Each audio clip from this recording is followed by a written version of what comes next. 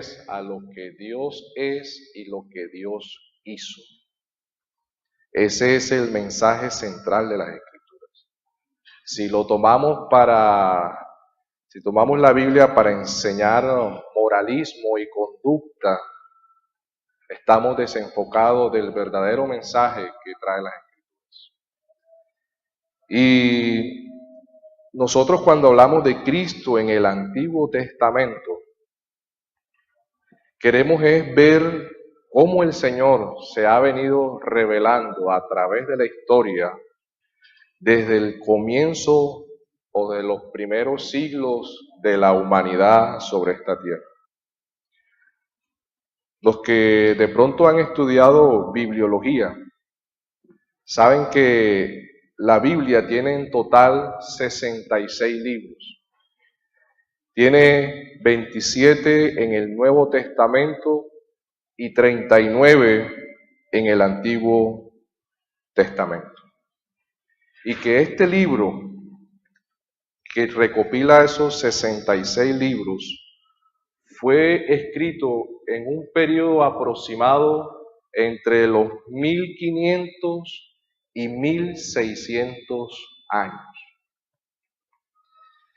Y fue escrito, el autor principal de la Biblia es el Espíritu Santo, pero el Señor usó aproximadamente, dicen algunos, unos 40 autores para escribir este libro que hoy tenemos. Y de los escritores que participaron en esta Biblia, encontramos que hay médicos, historiadores, pescadores, hay rabinos, fariseos, reyes, pastores de ovejas, sacerdotes, cobradores de impuestos, jueces, profetas. O sea, vemos una gran variedad de personas participando en esta redacción de las Escrituras. Y en este libro nosotros encontramos diferentes tipos de estilos literarios, como son las narraciones históricas, las profecías, ley, poesía, carta, epístolas. Y dice que se escribió en 3 continentes: África, Europa, Asia. Inclusive una estadística del año por allá 2015 dice que se estima que la Biblia había sido impresa entre 2.500 millones a 6.000 millones de impresiones hasta el 2015. Resumiendo todo lo anterior, todo el libro de la Biblia habla de un solo tema central. Y el tema central no es, como dijimos inicialmente, del hombre. Es de lo que Dios es y de lo que Dios ha hecho. Y viendo las anteriores características, no hay ningún otro libro sobre la tierra que reúna todo lo que hemos hablado con relación a la formación de ella. No hay ni uno. Es más, tan coherente es el mensaje desde Génesis hasta Apocalipsis, que el mensaje que se da en ella y la doctrina que se da en ella no son contradictorias.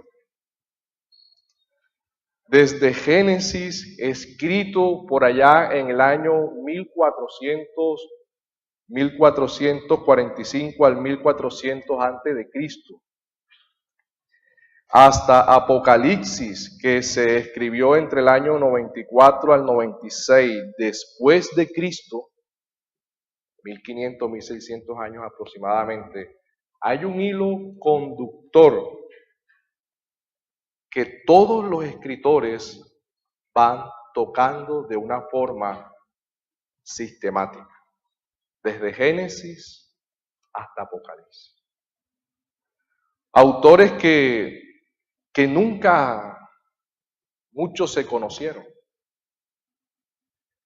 Uno que popularmente conocemos como Isaías dice que escribió aproximadamente 700 años cuando el Señor apareció y posteriormente cuando fueron escritos los evangelios.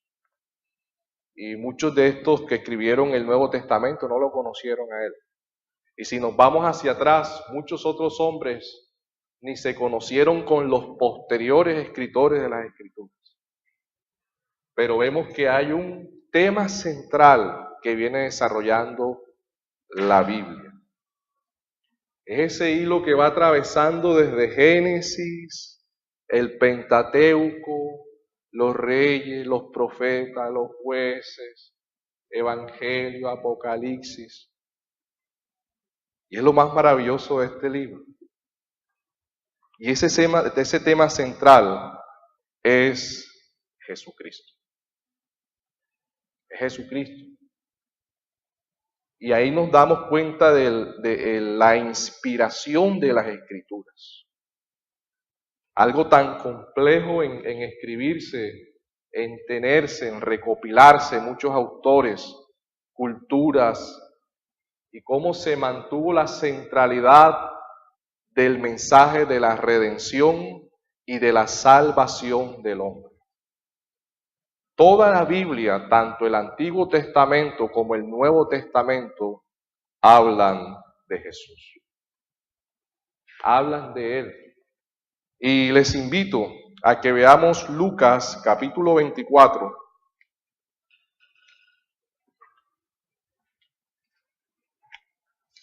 Versículo 14 al 27.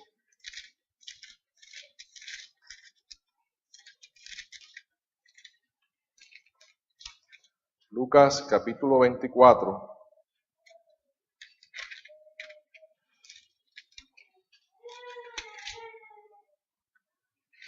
O 23, perdón.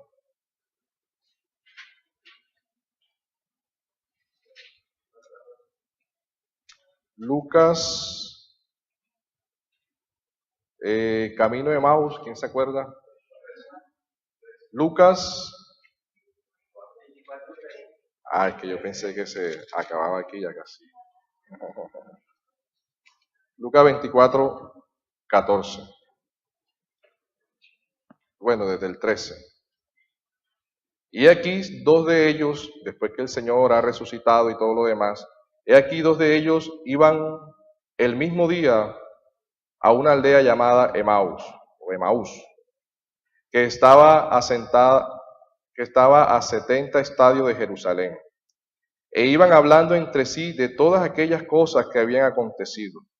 Sucedió que mientras hablaban y discutían entre sí, Jesús mismo se acercó y caminaba con ellos, mas los ojos de ellos estaban velados, para que no le conociesen.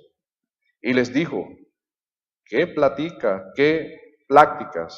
son estas que tenéis entre vosotros mientras camináis? ¿Y por qué estáis tristes?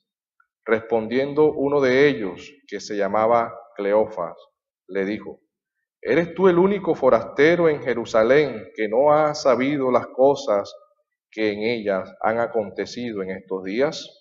Entonces él les dijo: ¿qué cosas?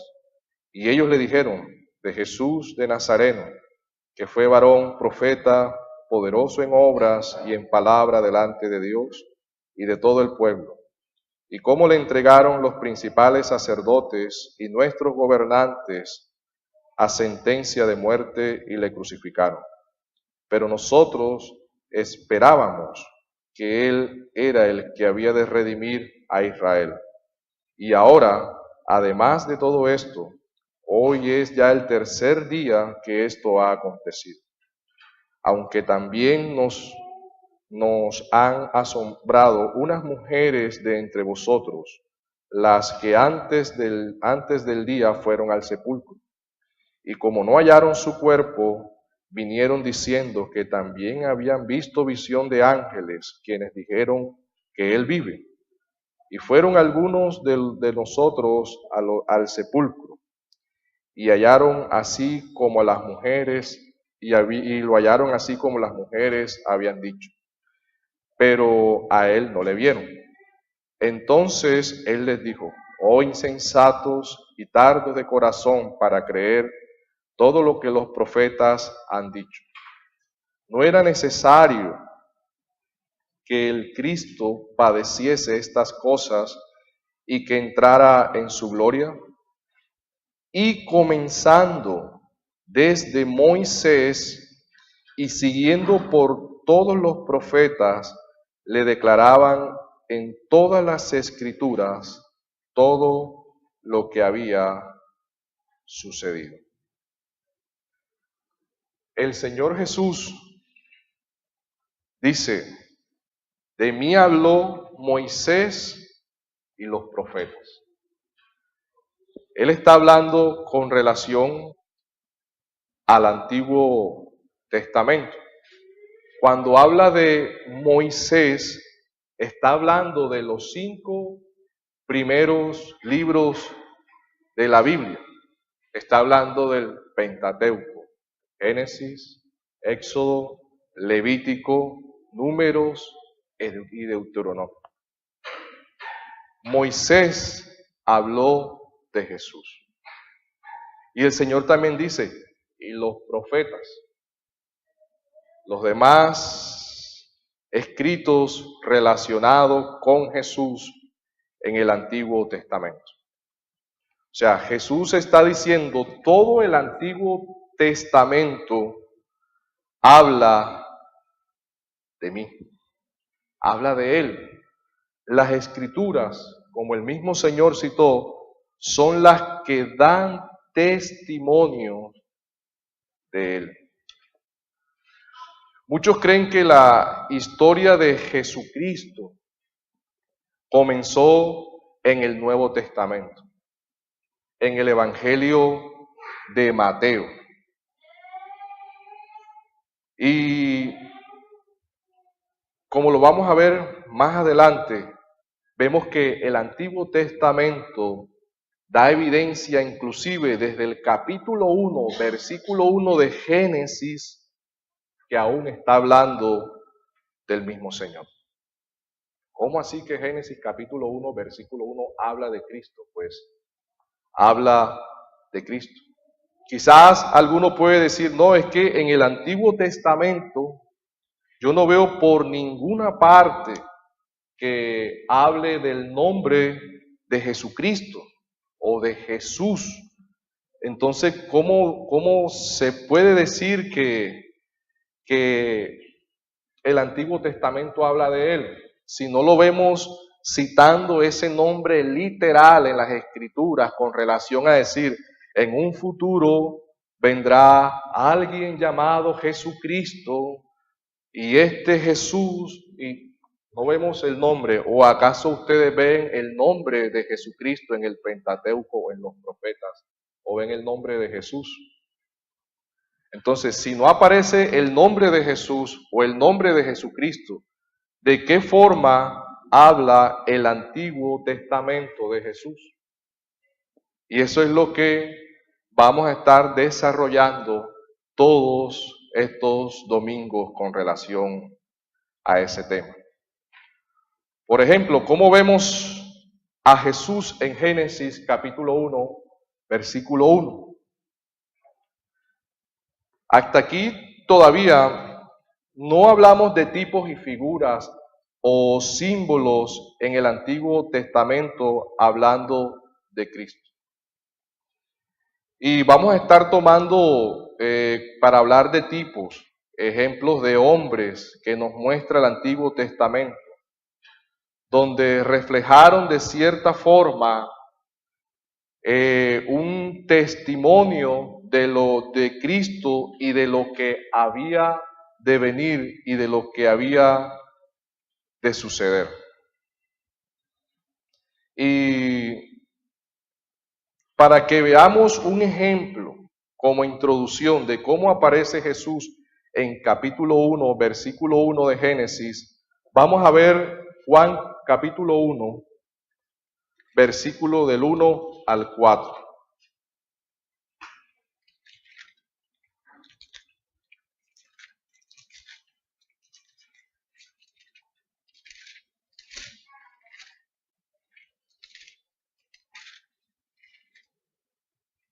Juan capítulo 1, versículo 1 al 4.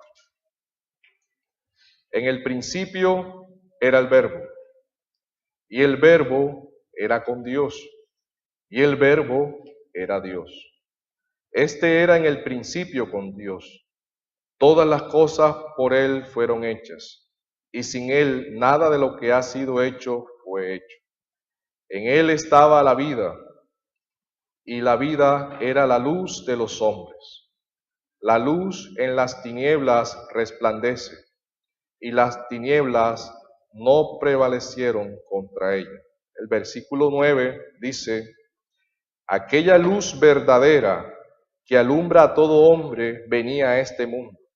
En el mundo estaba y el mundo por él fue hecho, pero el mundo no le conoció. A lo suyo vino y a los suyos no le recibieron.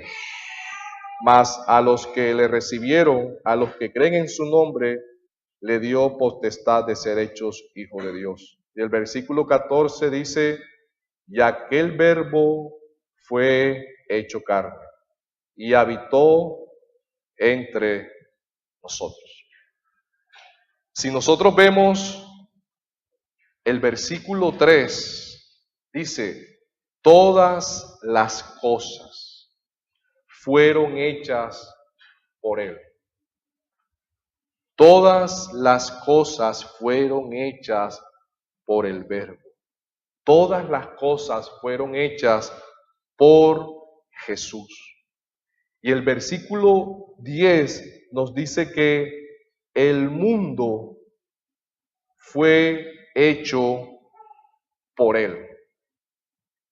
Está mostrando a Jesús como el creador de todas las cosas. Está mostrando a Jesús como el que hizo el mundo. Y el versículo 14 dice que ese verbo fue hecho carne. ¿Y quién fue ese verbo que fue hecho carne? Fue Jesús. No vamos a hablar de la divinidad ni de la Trinidad en este sentido, explicando lo que es el verbo y todo el sentido del griego y todo lo que aplica con relación a Cristo como ese ser divino, pero sí nos deja ver la preexistencia de Cristo. Y nos deja ver de que Jesús es Dios, de que Jesús es el creador de todas las cosas. Y si nosotros vemos Colosenses capítulo 1, los invito a buscarlo. Colosenses capítulo 1, versículo 15, o desde el 13, dice, Él es la imagen del Dios invisible, el primogénito de toda la creación, porque en Él fueron creadas todas las cosas, las que hay en los cielos y las que hay en la tierra, visible e invisible, sean tronos, sean dominios, sean principados, sean potestades. Todo fue creado por medio de Él y para Él. Y Él es antes de todas las cosas, y las cosas en Él subsisten. Y Apocalipsis, capítulo 4, versículo 11, también muestra a Jesús como el creador de todas las cosas. Dice las Escrituras,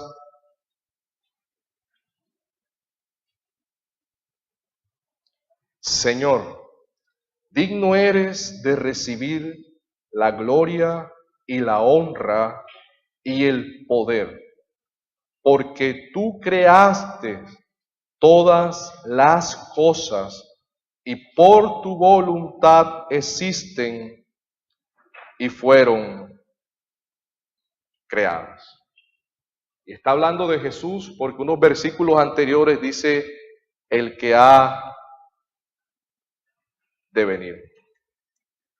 Entonces, cuando nosotros vemos Juan capítulo 1, el mismo versículo 3, todas las cosas por él fueron hechas, excluye la idea sustentada por algunos de que Jesús fue la primera criatura de Dios y que Jesús ayudó a Dios en la creación de todo lo demás. Pero a Jesús la Biblia lo muestra como Dios. Y un último versículo para apoyar esto es Éxodo capítulo 20, versículo 11.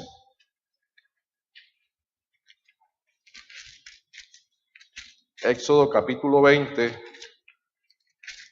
versículo 11.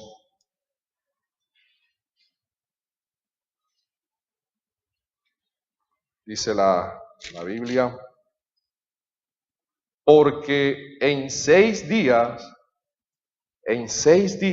hizo Jehová los cielos y la tierra, el mar y todas las cosas que en ellos hay. En 6 días hizo Dios los cielos y la tierra y todas las cosas que en ellos hay. Así también Juan enseña que todas las cosas fueron hechas a través de Jesucristo. Jesucristo es el creador de todo este universo, de todo el cosmos, de toda esta creación que existe hoy. Y el Evangelio de Juan nos enseña quién es este Jesucristo.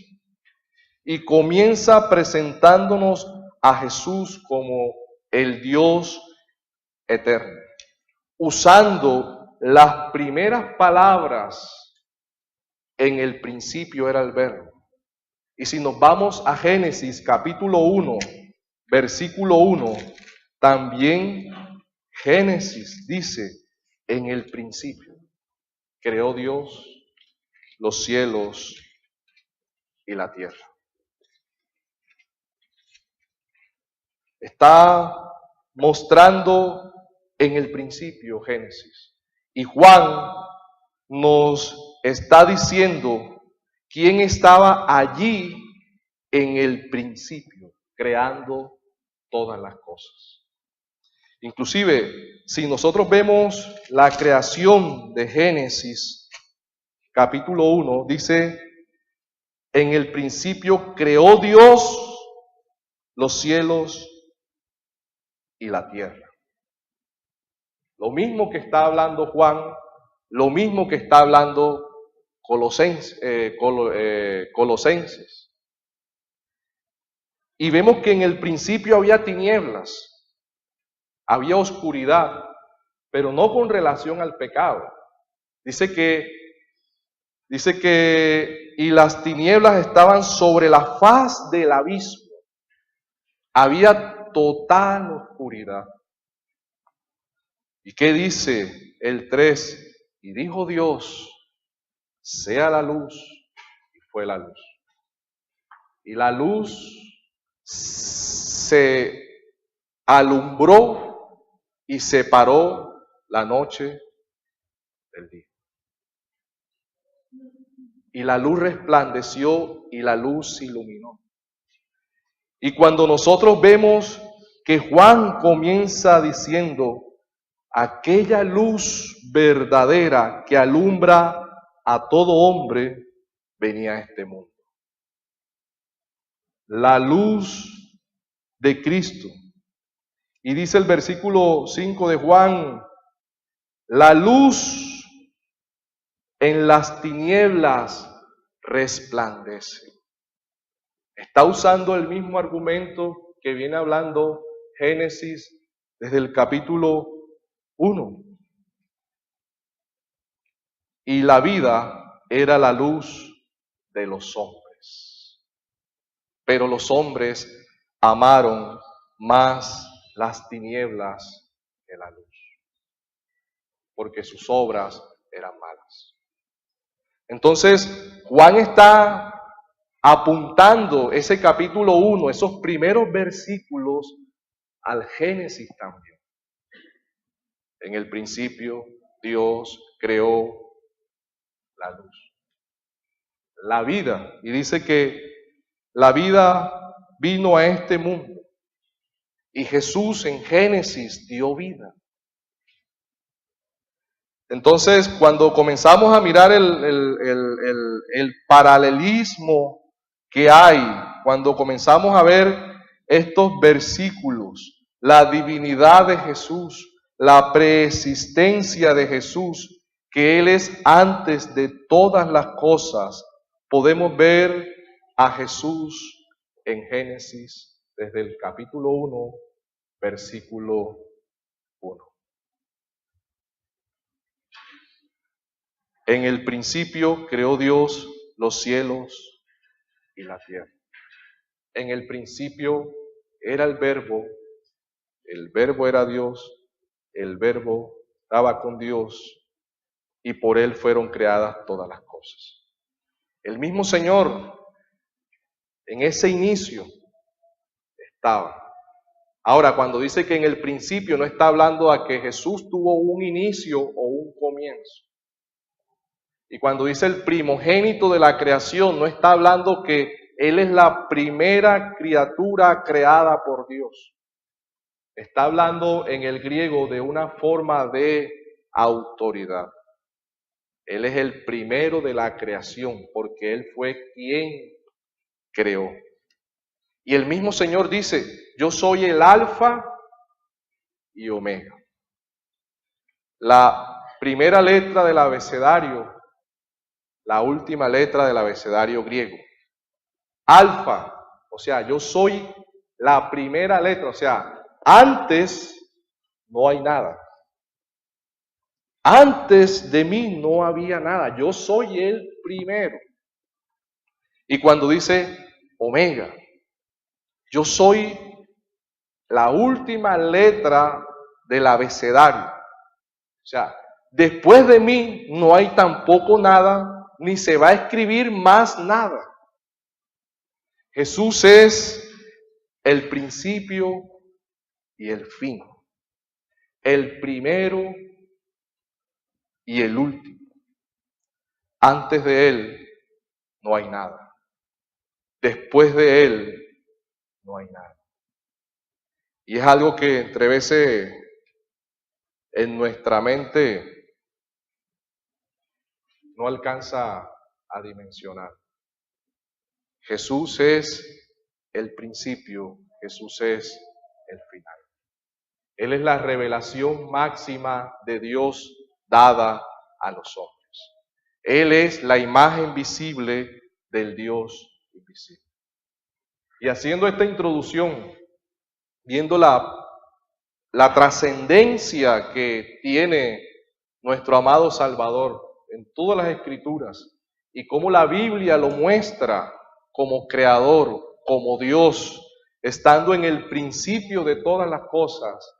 Y vemos que de Jesús también se habla en Génesis capítulo 1, versículo 1, Juan capítulo 1, versículo 1 al 3, colocándolo como una forma de introducción, viendo el enlace, viendo el paralelismo, viendo que un libro que fue escrito en el año 1440, 1400 antes de Cristo, y habiendo pasado seguramente más o menos una diferencia como de 1200 años más o menos, vemos la coherencia que hay en el escrito de este libro. ¿Será inspirado por Dios? no será inspirado por Dios. Y metiéndonos ahora sí en el tema de los tipos y símbolos y figuras de Cristo en el Antiguo Testamento, viendo que aún la Biblia habla de Cristo en el Antiguo Testamento, vamos a dar una definición de lo que es tipo. Cuando ustedes comiencen a escuchar la palabra tipo en los próximos domingos. Y tipo dice que hay una definición que da un hermano y él define tipo como el establecimiento de conexiones históricas entre determinados hechos, personas o cosas. Esta es una definición que da un hermano que escribe un libro de hermenéutica. Y hay otra que dice, un tipo es una imagen o representación de alguien o algo. Alguien puede ser un tipo con relación a persona. Entonces quizás usted va a estar viendo el tipo de Adán y Cristo, de Abel y Cristo, o de algo. De algo podemos ver un símbolo. ¿Qué es un símbolo de acuerdo como tipo de Cristo? El Cordero. El Cordero es un símbolo de Cristo.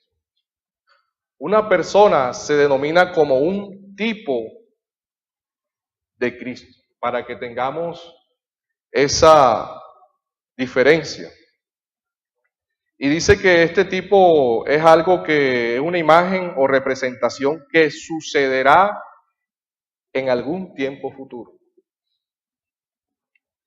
Y el antitipo es la realidad de las cosas que el tipo representa. El tipo puede llamarse propiamente una sombra de lo que ha de venir. El antitipo es ya la realidad de esa sombra mostrada. Por eso nosotros leemos que eran sombra de lo que había de venir. Hablando con relación a tipos, figuras o símbolos, pero tipos y símbolos están dentro de la denominación de figuras.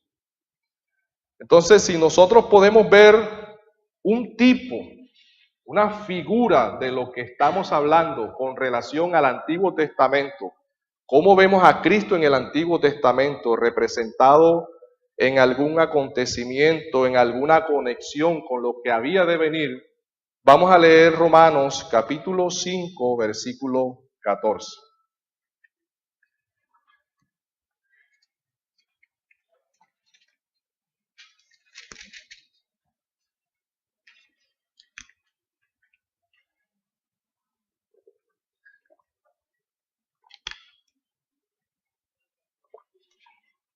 Y en este caso vamos a hablar de tipos y símbolos que apuntan a Cristo. Romanos 5:14 dice de la siguiente manera: no obstante, reinó la muerte desde Adán hasta Moisés, aún en los que no pecaron a la manera de la transgresión de Adán, el cual es que figura de lo que había de venir.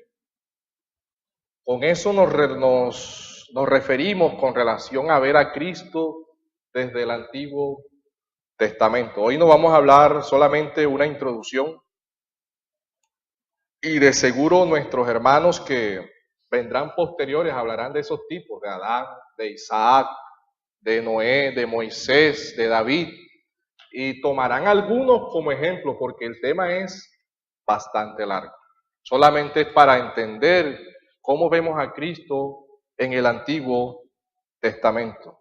Inclusive desde el versículo 15 al 21, ya para ir terminando, si nosotros lo leemos, vemos el contraste que hay entre el primer Adán y el postrer Adán. El 15 dice hasta el 21. Pero el don no fue como la transgresión, porque si por la transgresión de aquel uno murieron los muchos, abundaron mucho más para los muchos la gracia y el don de Dios por la gracia de un hombre, Jesucristo.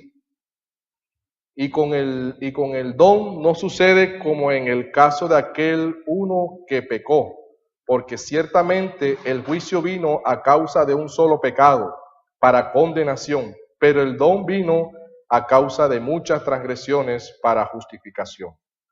Pues si por la transgresión de uno solo reinó la muerte, mucho más reinará en vida por uno solo, Jesucristo, los que reciben la abundancia de la gracia del don de la justicia. Así que como por la transgresión de uno vino la condenación a todos los hombres, de la misma manera por la justicia de uno vino a todos los hombres la justificación de vida. Porque así como por la desobediencia de uno los muchos fueron constituidos pecadores, así también por la obediencia de uno los muchos serán constituidos justos. Pero la ley se introdujo para que el pecado abundase, mas cuando el pecado abundó, sobreabundó la gracia.